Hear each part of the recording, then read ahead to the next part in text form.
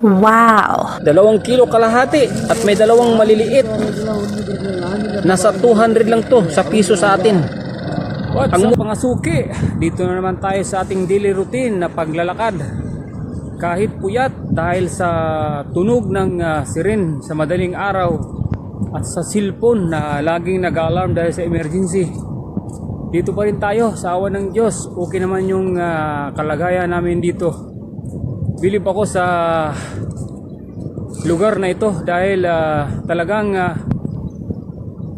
pinoprotektahan nila yung mga tao rito.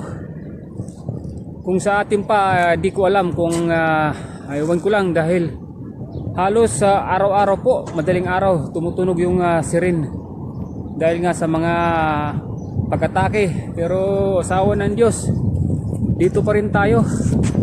Maglalakad-lakad tayo at pupunta na naman tayo sa fish market. Bibili naman tayo ng friskong uulamin na isda dahil yun lang ang mura ngayon dito.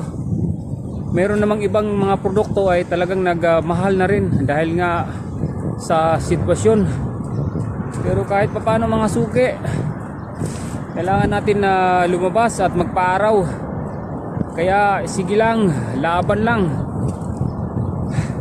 Kahit papaano nakakagalaw pa rin tayo, hindi tayo nabuburing sa higaan dahil pwede naman lumabas kung importante. Katulad ngayon, pupunta tayo sa fish market dahil bibili tayo ng friskong makakain na mauulam na isda. Sige mga suki, lakad-lakad muna tayo kasi mamaya pa magbubukas yung fish market. Dito muna tayo magpaaraw dahil ang sarap ng araw. May kunting init at kunting lamig. Mamaya ulit mga suki.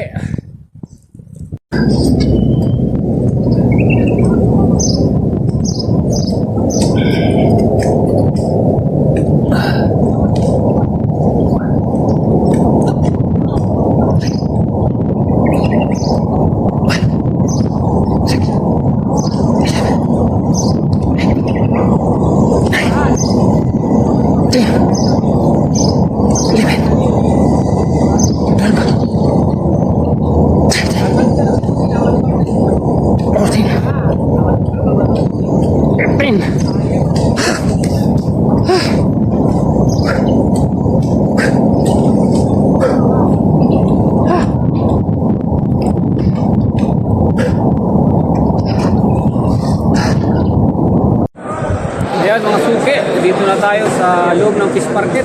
Marami ng tao nagantay. Daming pusit.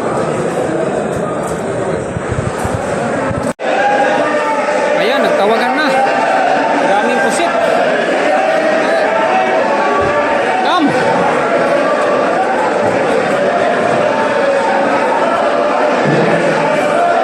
Grabe daming pusit. 2 kilo kalahati at may dalawang maliliit. Nasa 200 lang to sa piso sa atin. Ang mura talaga dito ngayon ng mga pusit at saka isda.